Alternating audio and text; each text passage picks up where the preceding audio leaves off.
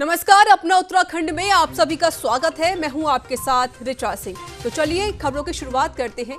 गणतंत्र दिवस को लेकर देहरादून के लगातार यही तैयारियां की जा रही हैं, जहां पर रिपब्लिक डे को लेकर भी तैयारियां पूरी की जा रही हैं और इसको लेकर भी चाक चौबंद पुलिस तैनात है।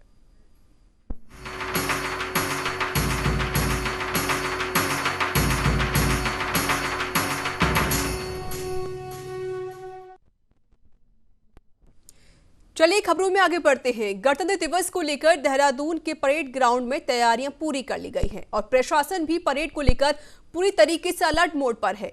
गणतंत्र दिवस के दिन परेड के दौरान परेड ग्राउंड के चारों ओर जीरो जोन रहेगा, जिसको लेकर पुलिस ने रूट प्लान भी जारी कर दिया है, जबकि पार्किंग के लिए भी स्थान चिन्हित किए गए हैं।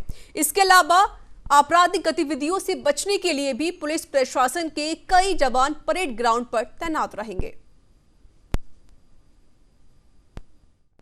गणतंत्र दिवस की तैयारियां जोरों शोरों से चल रही हैं। आपको मैं दिखा दूं कि इस ओर जो है स्टेज का निर्माण हो रहा है। यहां से राज्यपाल बेबी रानी मौर्य जो है वो 26 जनवरी को परेड की सलामी लेंगी और साथ ही अगर मैं आपको दिखाऊं तो यहां पर कार्य जो है वो जोरों शोरों से चल रहा है। साथ ही यहीं से सभी जो पुलिसकर्मी हैं वो परेड का आयोजन करेंगे और साथ ही कई पुलिसकर्मी ऐसे हैं जो राज्यपाल द्वारा सम्मानित भी किए जाने हैं, जिन्होंने बहुत अच्छा प्रदर्शन किया है। साथ ही अलग अलग तरह की जो झांकियां हैं वो यहाँ पर निकाली जाएंगी और इसी को देखते हुए जल्द से जल्द काम पूरा हो, इसके लिए तमाम मजदूर यहाँ पर लगे हुए हैं और जल्द से जल्द ये काम निपटाने की कवायद शुरू कर रहे हैं। साथ ही राज्यपाल बेबी रानी मौर्य यहाँ पर आएंगी और झंडारोहण करके जो पुलिस अधिकारी हैं उनको भी सम्मानित करेंगी। अपने सहयोगी आशीष धीमान के साथ विशाल गर्ग, न्यूज़ इंडिया, देहरादून। वहीं पर परेड ग्राउंड में तैयारी को लेकर हमारे साथ जुड़ चुके हैं इस पर अधिक जानकारी देने के लिए संवाददाता विशाल गर्ग। विशाल, फिलहाल क्या कुछ तैयारी की जा रही है 26 जनवरी को लेकर? बिल्कुल ऋचा, मैं बता दूं कि जिस तरह से 26 जनवरी का आयोजन होना है तो ऐसे में परेड ग्राउंड को पूरी तैयारियों से सजा दिया गया है। आपको मैं बता दूं कि जगह जगह जो रूट है उसको डाइवर्ट किया गया है, क्योंकि वीवीआईपी लोग आएंगे तो उनके बैठने से लेकर के रहने तक की उनकी जो व्यवस्थाएं हैं वो पूरी की गई हैं और ऐसे में किसी तरह की कोई चूक ना हो उसको लेकर पुलिस प्रशासन ने भी पूरी कमर अपनी कस ली है। साथ ही जो प्रोग्राम है वो 10 बजे शुरू होगा, जिसमें सूबे की जो राज्यपाल है बेबी रानी मौर्य जी वो शिरकत करेंगी और झंडारोहण करने के बाद वो कई पुलिस अधिकारी ऐसे भी हैं जिनको वो सम्मानित करेंगी और साथ ही कई अलग अलग तरह की जो झांकियां हैं वो हमें देखने को मिलेंगी। तो इसी के साथ ही बहुत अच्छा जो उपलक्ष्य मनाया जाना है और बहुत अच्छा इस बार गणतंत्र दिवस मनाया जाएगा। जी ऋचा। बिल्कुल विशाल, कोविड-19 को देखते हुए क्या कुछ तैयारी की जा रही है? क्योंकि देखा गया है कि कोविड-19 चल रहा है तो काफी जो कार्यक्रम होते हैं उनको स्थगित कर दिया जाता है और यहाँ पर कितने लोग शामिल हो सकते हैं परेड में? बिल्कुल ऋचा, मैं बताना चाहूँगा कि कोविड-19 की दृष्टि से सभी जो तैयारियां हैं वो पूरी कर ली गई हैं। सबसे पहले तो ये है कि जो भी लोग परेड में शामिल होंगे वो मास्क अपना इस्तेमाल करेंगे और बिना मास्क के परेड में किसी को कोई एंट्री नहीं मिलेगी। साथ ही आयोजन में भी सभी लोग मास्क का उपयोग करेंगे और पहले से पहले ही जो परेड में पहुंचेंगे उनको उत्तराखंड सरकार की ओर से भी एक रजिस्ट्रेशन कराना होगा अपना और उसी के बाद उसको परेड में जो है वो सम्मिलित होने की जो आदेश होंगे वो जारी होंगे। जी, यानी कि जिस तरीके से कोविड-19 जो गाइडलाइंस आई हैं उसका काफ़ी ज़्यादा ख्याल रखा जाएगा, सोशल डिस्टेंसिंग का वहाँ पर ख्याल रखा जाएगा, बिना मास्क किसी को एंट्री नहीं दी जाएगी। और क्या कुछ गाइडलाइंस दी गई हैं इस दौरान?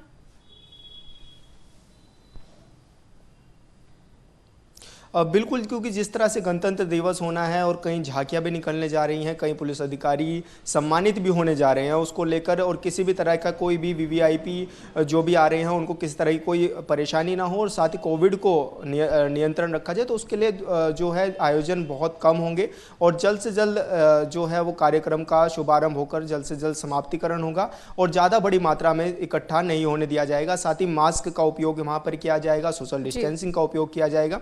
इसी को लेकर पुलिस प्रशासन ने भी कमर कस लिया है इसे और के दौरान जगह जगह रूट डाइवर्ट भी रहेंगे। जी ऋचा। जी बिल्कुल विशाल, क्योंकि कोविड-19 से पहले तो काफी अच्छा कार्यक्रम हुआ करता था परेड ग्राउंड पर, तो क्या इसमें आमजन को भी अनुमति है आने की?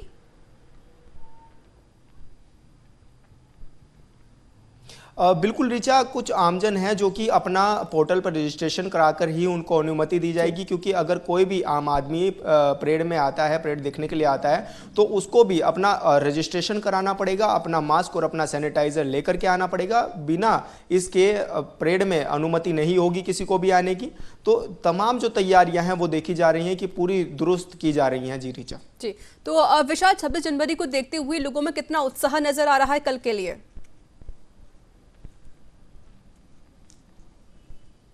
बिल्कुल उत्साह अगर की हम बात करें तो उत्साह बहुत है। हर कोई 26 जनवरी मनाना चाहता है, क्योंकि जिस तरह से आज के दिन कल के दिन जो है हमारा संविधान लागू हुआ था, तो उसको लेकर के तमाम जो तैयारियां हैं वो पूरी हैं और लोगों में एक उम्मीद है, क्योंकि 26 जनवरी का माहौल है और एक उत्सव के तौर पर जिस तरह से हम मनाते हैं, तो वो सब देखने को मिल रहा है ऋचा।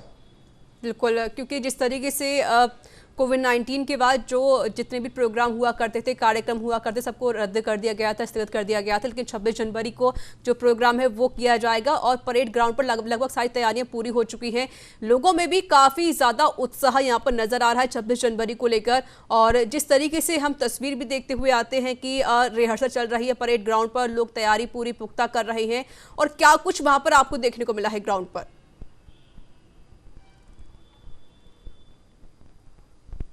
बिल्कुल, जिस तरह से हमने ग्राउंड पे जाकर के रिपोर्टिंग की, तो हमने देखा कि जो मजदूर हैं वो लगातार जो कार्य हैं उनको पूरा करने में लगे पड़े हैं और जल्द से जल्द कार्य पूरा हो ऐसा आदेश भी उनको मिल चुका है।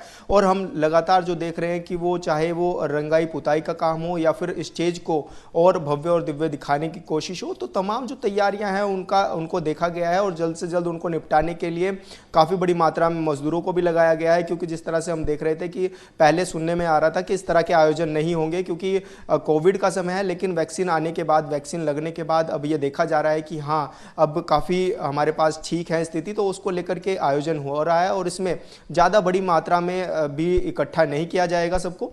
तो तमाम जो ऐसी तैयारियां हैं उसको हमने जायज़ा लिया और बहुत ही अच्छा जो है वो प्रदर्शन होना है। जी चलिए, बहुत बहुत शुक्रिया विशाल। नजर बनाए रखिए, अपडेट आपसे लेते रहेंगे। तो बता दें आपको कि 26 जनवरी को देखते हुए लगभग पूरी तैयारियां हो चुकी हैं और पुलिस बल तैनात कर दिया गया है।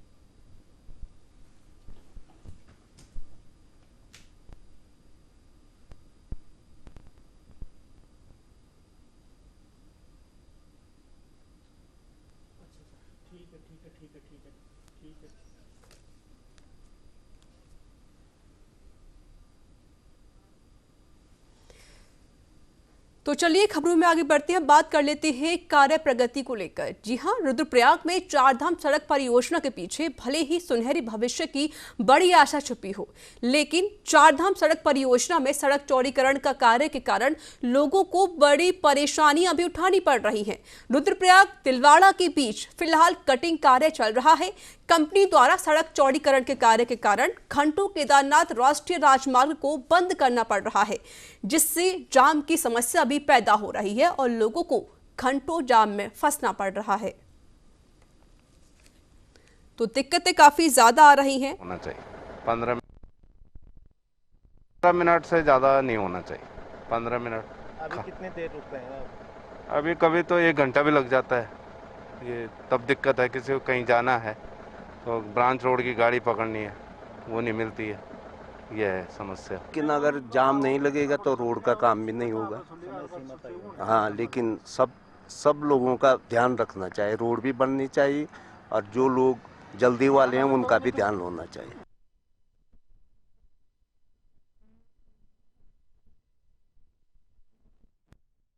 भूपेंद्र, तस्वीरें भी हम देख रहे हैं, हालांकि चौड़ीकरण का काम तो किया जा रहा है, लेकिन जो जाम की समस्या यहाँ पैदा हो रही है, इसमें काफी दिक्कतें हो रही है लोगों को।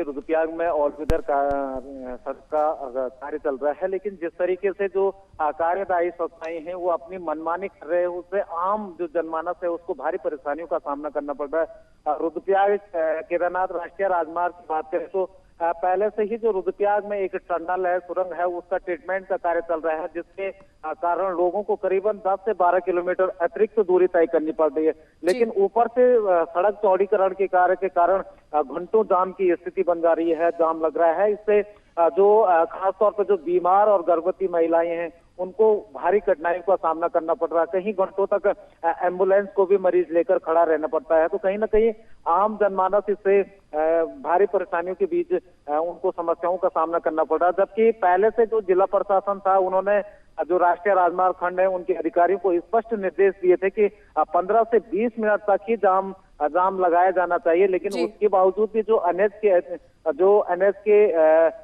इसमें जो संस्थाएं, कार्यदायी संस्थाएं हैं, वो अपनी मनमर्जी कर रही है, मनमानी कर रहे हैं, और इसके कारण जो समस्याएं हैं उसको आम जन जीवन उससे प्रभावित होता नजर आ रहा है। जी भूपेंद्र, क्या इस पूरे मामले को लेकर आपने किसी अधिकारी से बातचीत करने की कोशिश की? जी बिल्कुल है। इस पे जो राष्ट्रीय राजमार्ग के अधिकारी हैं जितेंद्र त्रिपाठी, उनसे हमारी बातचीत हुई है और उन्होंने कहा कि इस स्थिति में सुधार लाया जाएगा। लेकिन अधिकारी हर वक्त इस तरह की बातें करते हैं, लेकिन सुधार कहीं भी नजर नहीं आता है। लगातार जो कार्यदायी संस्थाएं हैं वो अपनी मनमर्जी करते रहते हैं और घंटों लोगों को जाम की समस्या से जूझना पड़ता है। बिल्कुल, और जिस तरीके से खुद आपने बताया कि जो वहाँ पर एम्बुलेंस होती हैं या फिर जो कोई भी मरीज होता है उसे काफ़ी दिक्कतें भी होती हैं, लोग घंटों इस जाम से जूझते रहते हैं, इसको लेकर क्या कुछ कहा है लोगों ने? जी बिल्कुल, स्थानीय लोगों से हमारी बातचीत हुई, जो वाहन चालक हैं उनसे बातचीत हुई, और लोगों का मानना भी है कि क्योंकि जिस तरीके से पहले जिला प्रशासन ने कहा था कि 15 से 20 मिनट केवल यहाँ पे जाम लगाया जाना चाहिए, और उसी बात को लोग कह रहे हैं कि केवल 15 ताकि सड़क का जो निर्माण कार्य है वो भी चलता रहे और जो आम लोगों की दिनचर्या है वो भी यहाँ पे सुचारू होती रहे। क्योंकि पहाड़ के कई गांव ऐसे दूरस्थ इलाकों में रहते हैं जिनको जिला मुख्यालय के बाद घर वापस जाना पड़ता है और उनको अपने दूरस्थ क्षेत्रों में जाने के लिए काफी देर हो जाती है जाम के कारण। तो उन लोगों को सहूलियत मिले, इसलिए लोगों की मांग है कि कम से कम 15-20 मिनट से ज्यादा ये जाम नहीं लगाया जाना चाहिए। लेकिन इस स्थिति में तमाम जो अधिकारी, आला अधिकारी हैं, उनके निर्देशों के बावजूद भी जो कार्यदायी संस्थाएं हैं वो अपनी मनमर्जी कर रहे हैं। तो कहीं ना कहीं अब खबर दिखाए जाने के बाद अगर देखने वाली ये बात होगी कि क्या ये कार्यदायी संस्थाएं हरकत में आती है, इस स्थिति में सुधार लाती है या नहीं।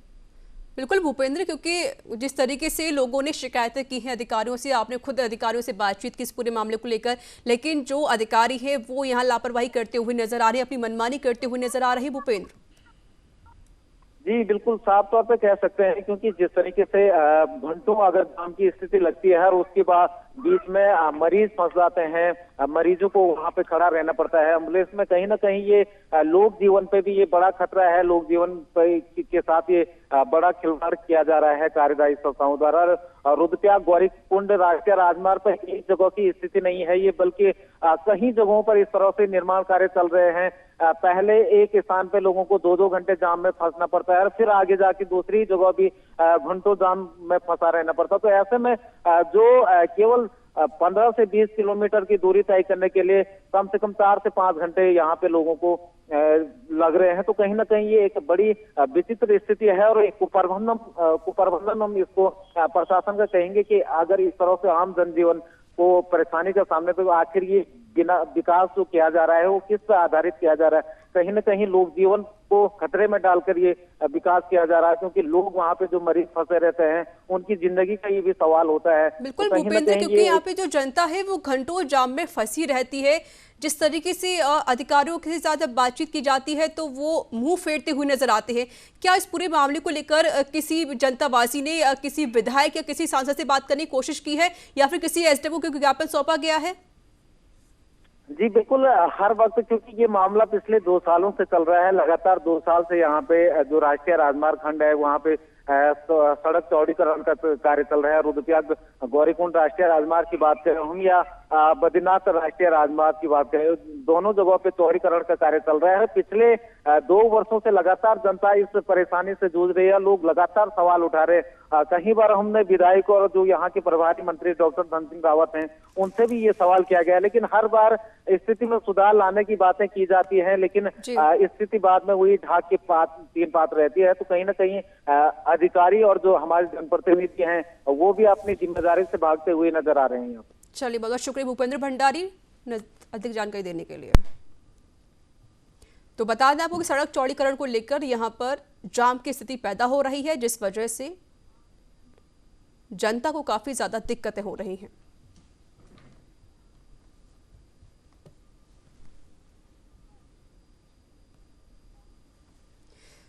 तो देश के साथ साथ उत्तराखंड में भी आज राष्ट्रीय मतदाता दिवस मनाया जा रहा है। हर साल 25 जनवरी को भारतीय निर्वाचन आयोग की स्थापना के अवसर में देश भर में राष्ट्रीय मतदाता दिवस के रूप में मनाया जाता है।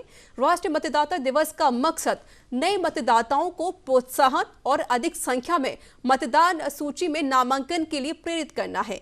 हाल ही में निर्वाचन आयोग द्वारा अंतिम मतदाता सूची जारी की गई थी, जिसमें उत्तराखंड में मतदाताओं की संख्या में बढ़ोतरी देखने को मिली है। जानकारी के मुताबिक प्रदेश में 11 महीने में मतदाताओं की संख्या में 1 लाख से ज्यादा बढ़ोतरी की गई है।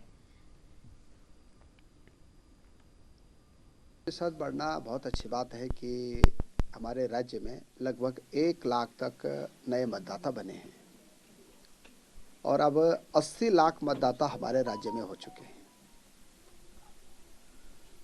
और मैं कह सकता हूं कि अभी और काफ़ी गुंजाइश है, क्योंकि अभी भी वोटर लिस्ट में नाम जुड़े जा रहे हैं। इससे 2 बातें स्पष्ट होगी कि एक तो यह है कि जो लोग लॉकडाउन के बाद घरों में आए हैं उनको घरों में रोजगार भी मिला है, स्वरोजगार भी मिला है, इसलिए वो घरों में रह के अपना उन्होंने वोटर लिस्ट में नाम जोड़ा है।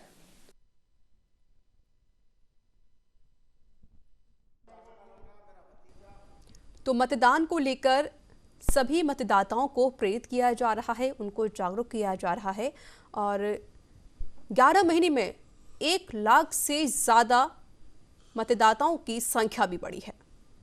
तो उत्तराखंड में आज राष्ट्रीय मतदाता दिवस मनाया जा रहा है।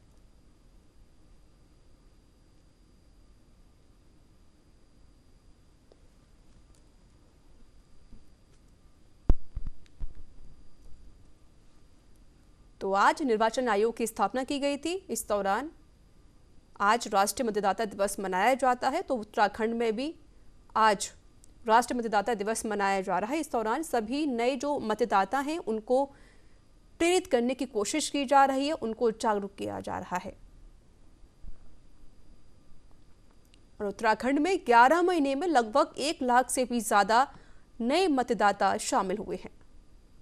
तो यहां पर मतदाताओं की भी संख्या बढ़ती हुई नजर आई है।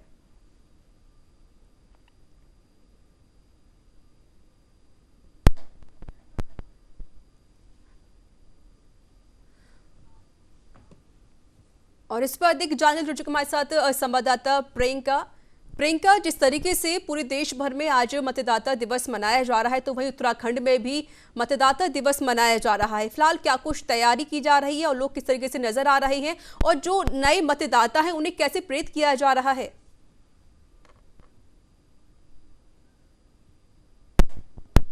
मनाया जा रहा है। और अब जैसे कि अब आगामी विधानसभा चुनाव भी नजदीक है, 2022 में उत्तराखंड विधानसभा चुनाव होंगे, जिसको लेकर निर्वाचन आयोग भी तैयारियों में जुटा हुआ है।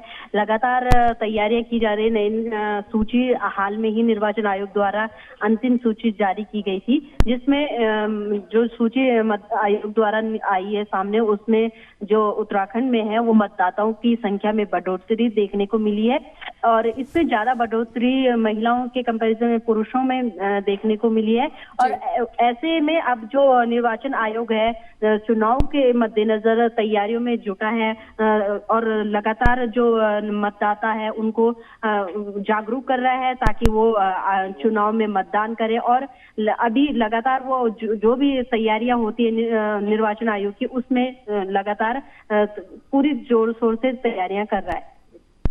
बिल्कुल प्रियंका, देखा जाता है कि अक्सर जो नए मतदाता होते हैं वो ज़्यादा वोट डालने के लिए आगे नहीं बढ़ते हैं, लेकिन जिस तरीके से आज राष्ट्रीय मतदाता दिवस मनाया जा रहा है, लोग काफ़ी ज़्यादा आगे भी बढ़ रहे हैं। लेकिन इस बीच उत्तराखंड में देखा गया है कि लगभग 11 महीने में 1 लाख से भी ज़्यादा मतदाता सामने आए हैं।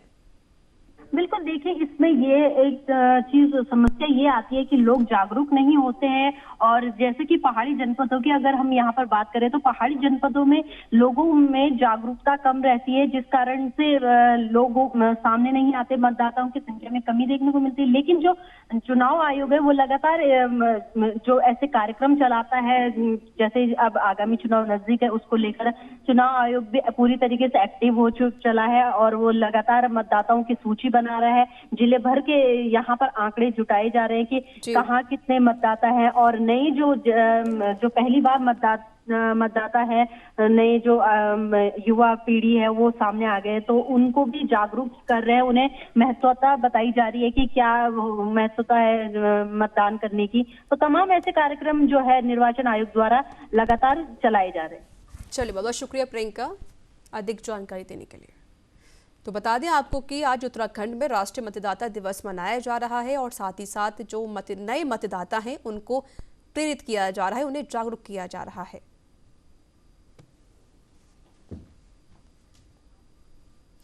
चलिए खबरों में आगे बढ़ते हैं, बात कर लेते हैं मुआवजा राशि में जो हेरा फेरी हुई है उसको लेकर, क्योंकि नगर जनपद के सीमांत क्षेत्र खटीमा में NH 125 भूमि मुआवजे में सह खातेदार द्वारा लगभग 14.5 लाख की मुआवजे को हड़पने का मामला सामने आया है। पीड़ित भूमि स्वामी तेज सिंह मेहरा ने SDM खटीमा से हेरा फेरी की शिकायत की है, जिसके बाद SDM ने पूरे मामले का संज्ञान लिया और पूरे मामले को जांच के आदेश दे दिए। उधम सिंह नगर जिले के खटीमा में NH 125 में अधिग्रहण की गई भूमि के लगभग 14.5 लाख के मुआवजे को बिचौलियों के साथ मिलकर जमीन के सह खातेदार द्वारा हड़पने का मामला सामने आया है।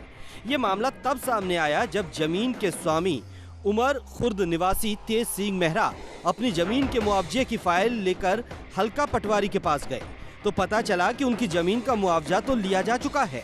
जब इस मामले में जांच की गई तो पता चला कि जमीन के सह खातेदार ने जमीन के रुपये बिचौलियों से मिल निकाल कर हड़प लिए हैं, जबकि मुआवजा भुगतान की फाइल में न तहसीलदार न कानून गो के साइन हुए। मुआवजा फाइल सिर्फ पटवारी के साइन से बिना तहसील रिकॉर्ड में डिस्पैच हुए भूमि आधिपत्य अधिकारी के यहाँ पहुँच मुआवजा राशि प्राप्त कर ली गई है। वहीं पीड़ित ने इस मामले की शिकायत अब SDM खटीमा से की है। पास बन रहा है, इसमें हमारा खेत कटा, तो करीब 5 बीघा खेत था, उसमें से 1.25 बीघा कट गया।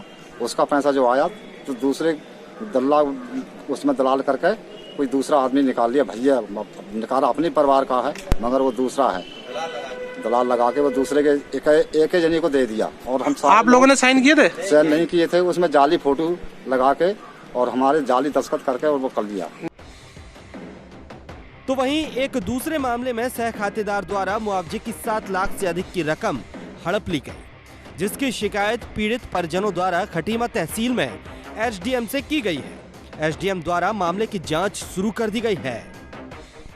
NH में 125 में पैसा आया था, जिसमें दलालों ने पूरा पैसा निकाले खा गए 15,80,000 रुपए। उसमें मिली भगत दलालों की ज्यादा, सुष्मिता देवी का उसके द्वारा इन्हें पैसा निकाल लिया सारा। तो आपने क्या करा? मैंने सर आप SDM कोर्ट में वो लगा रखी है, अर्जी लगा रखी सर, अभी तक कोई वो नहीं हो रही, कार्रवाई नहीं हो। जबकि इस प्रकरण में SDM खटीमा निर्मला बिष्ट ने ये मामला उनके संज्ञान में आने पर इस प्रकरण की जांच तहसीलदार को सौंपे जाने की बात कही है।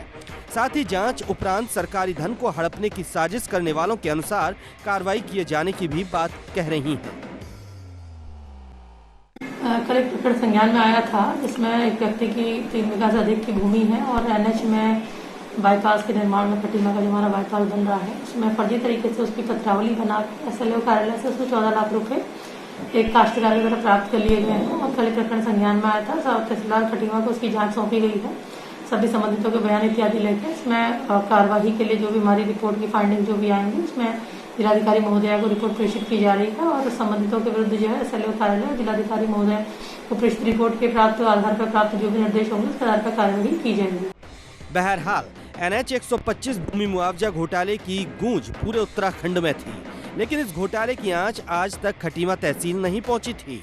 तो वहीं अब इस भूमि मुआवजे में लाखों रुपए बिचौलियों संग मिलकर हड़पने का मामला सामने आया है, जिस पर देखना होगा कि जांच के बाद क्या दोषियों को सजा मिल पाती है, जिससे पीड़ित को न्याय मिल सके। न्यूज इंडिया के लिए खटीमा से सुरेंद्र कुमार गुप्ता की रिपोर्ट। तो इसी के साथ इस बुलेटिन में इतना ही। देश दुनिया की तमाम खबरों के लिए देखते रहिए न्यूज इंडिया। नमस्कार।